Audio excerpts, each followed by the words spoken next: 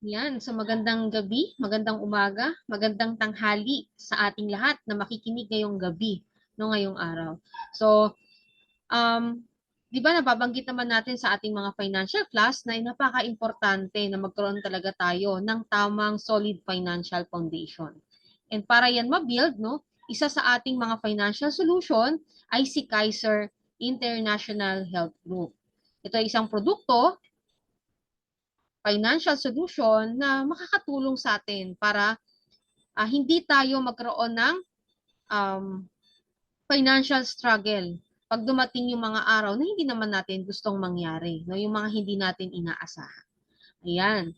So, sa Pilipinas, marami pong nagkakasakit na tao ang namamatay hindi dahil sa kawalan ng doktor, no, medisina or treatment na available, kundi dahil sa kawalan ng pera. So kung mapapansin niyo po, 'di ba, sa mga public hospital, napakarami po talagang nagkakasakit diyan na halos minsan nga hindi na talaga na-attend ng mga doktor, dead on arrival na or doon na mismo talaga namamatay no sa during habang naghihintay pa lang na merong doktor na pumansin sa kanila.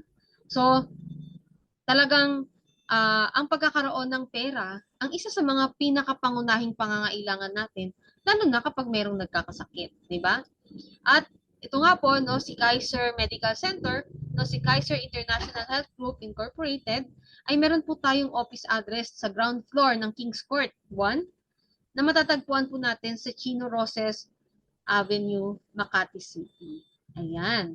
So, Kaiser International po ay accredited with the Department of Health or DOH, and our company is likewise registered with the Securities and Exchange Commission on June 8, 2004.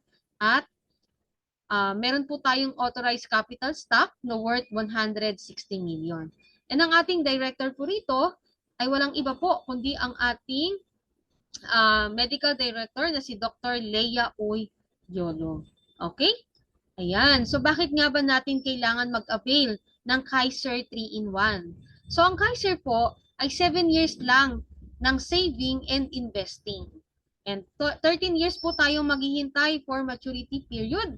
At in total of 20 years, pwede po natin yang i-withdraw or pwede natin yang i-retain, no? Para mas lumaki yung maturity value ng ating investment. Ayan. So, dahil nga po nabanggit natin na siya ay 3-in-1, bakit? Dahil po tayo, ang Kaiser ay may long-term healthcare. So, ang traditional HMO po, yan, kagaya ng mga short-term na meron tayo sa company, so, syempre, magbabayad tayo niyan ng annual premium. Tama? So, every year, binabayaran natin yan. Kapag hindi tayo magkasakit, di ba, next year, magbabayad pa rin tayo. At syempre, ang pagkakaroon po ng short-term healthcare, hindi po yan lifetime. Kasi pagdating natin ng 60 years old, no, hanggang 64 years old, possible, pwede pa natin siyang magamit. Pero the more na tumatanda na tayo, baka hindi na tayo ma-aprobahan, no? Hindi na tayo ma-renew. Kasi nga, short term lang siya. So every year, babayaran natin siya. Pero sa Kaiser, ang kagandahan nito, no, kung magkakaroon tayo nito, magagamit natin siya during accumulation period at magagamit din natin siya kahit matanda na tayo. Ayan. Meron din itong life insurance benefit. So, sa traditional HMO, syempre kailangan healthcare lang talaga siya. Pero dito sa Kaiser, syempre hindi naman natin mapipigilan, no, kung bigla tayong tawagin ni Lord. Pero ang kagandahan nito, kung tawagin tayo ni Lord, automatic mawi-waive na po yung ating babayaran dito sa Kaiser. So, magkano man yung balance natin, mawi-waive na siya. And matatransfer po lahat ng ating benefits sa ating beneficiary. Okay? And maghihintay na rin siya ng total of 13 years para naman maklaim niya yung maturity value ng ating inipon. Diba? So maganda siya kasi makaka-receive sila ng life insurance benefit o yung matatanggap nilang instant money upon death. Mare-receive nila yung lahat ng benefit ng kanilang ng payer o ng owner, policy owner. At the same time, wala na rin silang babayaran, wala na silang iintindihin at maghihintay na lang sila ng 13 years para maklaim naman yung kanilang maturity value ng kanilang investment. Di ba? Maganda ang Kaiser. And syempre, di ba, hindi naman lahat ng tao sakitin. Hindi rin naman lahat ng tao agad-agad namamatay. So, ang kagandahan ng Kaiser ay meron din siyang investment. Okay? So, Si Kaiser, meron siyang long-term healthcare na magagamit natin siya ngayon. Meron siyang insurance benefit.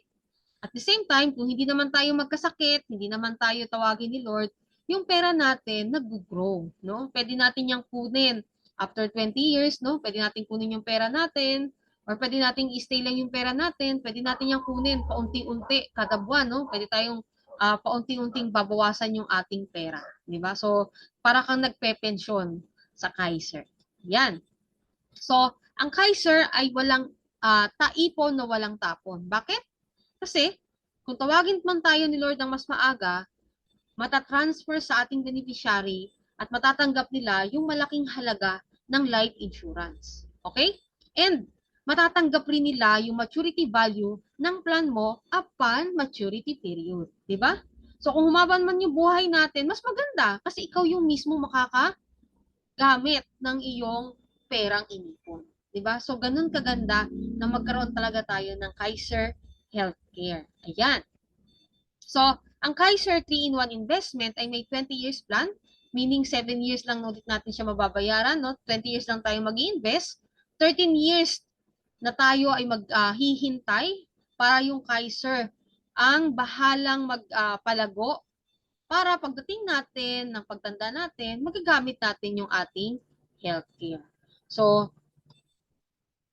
sa traditional HMO, yan, wala pong magko-cover sa atin na ng healthcare kapag mag-retire na tayo, di ba? So, ang Kaiser long-term healthcare lang po yung magbibigay ng ganyang opportunity. Yan. So, sino nga ba ang pwedeng mag-avail, di ba? So, lahat tayo, di ba? Sasabihin natin, pwede naman ako mag-avail niyan. Yan. So, actually, may mga age bracket po tayo, no? So, for ages 10 to 40 years old, yan. So, meron po tayong minimum na hulog, no? Na 2,647 per month. So, ang kagandahan po nito, no? Pre-annual po yung ating physical examination sa loob po ng paying period, no? Sa second year to up to 7th year. Sa first year, kung magma-monthly lang tayo, so maghintay lang muna tayo ng 1 year bago natin magamit yung ating free na annual physical examination. Meron din po tayong dental once a year. Pwede yung linis, anlibunot, no? Simple na mga pasta sa ngipin natin. Meron din tayong hospitalization benefit na 50,000 per year, no? So, for 7 years naman po yan. And meron po tayong life insurance, no? So syempre, upon approval po ito. So, 28th year, covered tayo ng insurance for 20 years.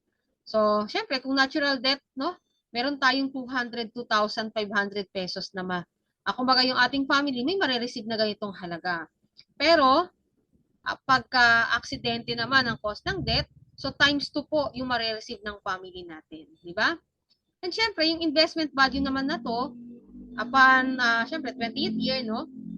Meron tayong projected value na 524,000. So, at least, meron tayong kalahating milyon na maa-achieve pagdating natin ng retirement. Ayan.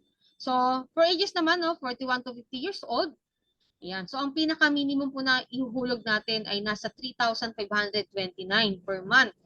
So, babayaran natin siya for 7 years. So, same pa rin po, no? So, pareho pa rin po sila ng benefit. Meron pa rin tayong annual physical examination. Meron pa rin tayong dental. Hospitalization po natin is 50,000 per year for 7 years. And ang kagandahan nito, mas mataas po yung ating life insurance benefit. So, 270,000 naman po ito ang coverage natin. Pero syempre, kung aksidente pa rin ang cost ng death, mas mataas po, no? Nasa 540,000 po yung marireceive ng ating family members. And syempre, kung hindi naman tayo tawagin ni Lord, ang projected value nito ay nasa 699,701 pesos. So, good as cash po yan. Di ba? So, pwede tayong mag-retire ng masaya. No? Mag-e-enjoy na lang talaga tayo. Ayan. So, syempre, 51 to 60 years old, no? Meron na tayong minimum na 4,412 per month. So, same pa rin po, 7 years to pay, no? Meron pa rin po tayong annual examination. Meron pa rin po tayong dental. Hospitalization benefit natin is 60,000 per year. And ang ating life insurance benefit ay 337,500 pesos. Ayan. So, sorry po, no, nagkamali. Kapag naman tayo ay accident ang cost ng death, nasa 675,000 naman ang ating coverage. Okay? syempre, in-expect rin natin na ang ating projected value pagdating ng 20th year ay 874,626 pesos. So, sobrang okay na ito, no? So, maghintay lang talaga tayo ng 28 years. Pero syempre, the higher the plan, the higher coverage and maturity value yung mare-receive natin. So, kung mas mataas po yung plan na kukunin natin, kahit na bata pa tayo, no? Kahit po tayo ay nasa 40 years old, kung gusto naman natin o kaya nating magbayad ng mas mataas na plan, mas maganda. Di ba? Kasi tayo rin naman ang makikinabang niyan, hindi ang ibang tao.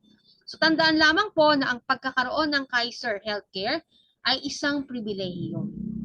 No? Hindi po lahat ng tao pwedeng mag-avail. So habang bata pa tayo, malakas pa tayo, at may kakayahan pa tayong magbayad, kumuha na tayo. Kasi kapag matanda na tayo, meron na tayong mga nararamdaman, may sakit na tayo, kahit kaya pa po nating magbayad ng spot cash, baka hindi na rin po tayo maaprubahan. Di ba? So kailangan kumuha na tayo habang malakas pa at bata tayo. So sino ang pwedeng mag-avail at mag-apply sa Kaiser 3-in-1? Ulitin ko po, 10 years old up to 60 years old. Basta syempre, no, lahat tayo Pilipino and OFWs. Kahit yung mga minimum wage earner, kayang-kaya po itong bayaran. No? Kayang-kaya po nating kumuha. Pwede rin sa mga high-risk jobs like police, firefighters, no? Kahit po yung mga construction worker, mas kailangan na kailangan po talaga nila ito. At kahit pa po yung may mga existing illness na meron, no?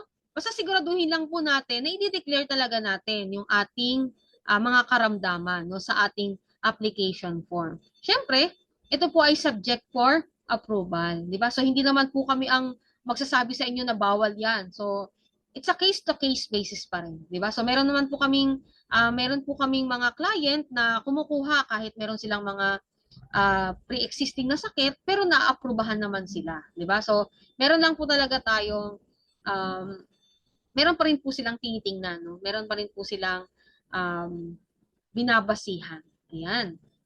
So ito po yung mga Kaiser branch natin, no? Meron tayo sa Makati, sa SM North EDSA, Robinsons Galleria, Robinsons Manila, SM San Pablo, EPSA Cavite, ayan, sa Mactan Cebu, SM City Cebu, and SM Santa Rosa. Ayan. So, meron po tayong pwedeng puntahan, no? At alam ko po, soon, no, darating po na mas marami pa yung mga Kaiser Clinic natin, no? Kaiser Medical Center natin na ipatatayo sa iba't ibang part at iba't ibang province dito sa Pilipinas. Ayan. So, syempre, hindi naman po kailangan na laging mamamatay para makuha natin yan. So, ito po yung ilan sa mga nakatanggap ng kanilang maturity plan. Di ba? So, nakakatawa. At soon, tayo rin, nakalagay rin yung picture natin yan kapag natapos natin yung ating Kaiser Healthcare. Ayan. So, tandaan lang po natin, no, wala po sa pinakamahal na hotel ang pinakamahal na kama. Dahil matatagpuan po ang expensive bed, syempre, walang iba kundi sa ospital. Di ba? So, pagpasok mo pa lang dyan, tumatakbo na kaagad yung metro niyan. Di ba? At syempre, tandaan din po natin na walang ibang mag-aalaga sa matandang ikaw, matandang tayo, kung hindi ang batang ikaw o batang tayo. Di ba? Kaya habang kumikita pa tayo, mag-ipon na. Di ba? So, konting sharing lang po, no? So, siguro naman po, marami sa atin ang mga ganito yung mga past, no? May mga experience tayong ganito. So, merong namamatayan, may mga nagkakasakit, may aksidente, diba? So, lahat tayo nakakaranas ng ganito. Hindi man tayo siguro personal, pero meron tayong mga mahal sa buhay o mga kakilala na ganito yung nararanasan, di ba? So, isa lang naman ang lagi nating tandaan dyan, di ba? Kapag tinawag tayo ni Lord, kaninong problema yan? Diba? Tandaan natin, kaninong problema kapag tinawag tayo ni Lord? Siyempre sa pamilyang iiwan natin. Paano naman kung may tumahaba yung buhay natin, di ba? Pag mahaba yung buhay natin, tapos may sakit tayo, kaninong problema yan? So problema mo yan at problema rin yan ng kasama mo sa bahay, di ba? So siyempre kailangan gastusan, lalo na kung may sakit. Eh paano naman kung may magkasakit? O ikaw mismo as breadwinner yung magkasakit? Diba? So, kaninong problema yan? Siyempre, problema mo na, problema pa rin ng mga mahal mo sa buhay. Diba? So, anong solusyon? Dapat i-build talaga natin yung ating solid financial foundation at magkaroon tayo ng sarili nating Kaiser plan. 'Di ba? So, dito pa lang po, hindi ko na yan masyadong i-elaborate, no? Masasagot na po yan ng larawan na to. 'Di ba? So, nangyari po itong lahat year 2016. Ako po ay kasalukuyang OFW. Nasa Kuwait po ako that time. So, lagi ko pong titingnan tong picture na to kasi ito po yung wake up call ko na kailangan ko talagang maging prepare sa future. Kasi dalawa lang naman yan eh. It's either mangungutang ka, lilipat ka sa mga palipat-lipat ka ng ospital kasi wala kang pambayad, mangungutang ka, pumunta kay SWA, kay DSWD, lahat na nilapitan mo, pipila ka ng mahaba, or meron kang pambayad sa ospital kasi meron kang healthcare. Di ba? So, kailangan po talaga nating mag-prepare. Kahit ano man yung sitwasyon natin ngayon, no?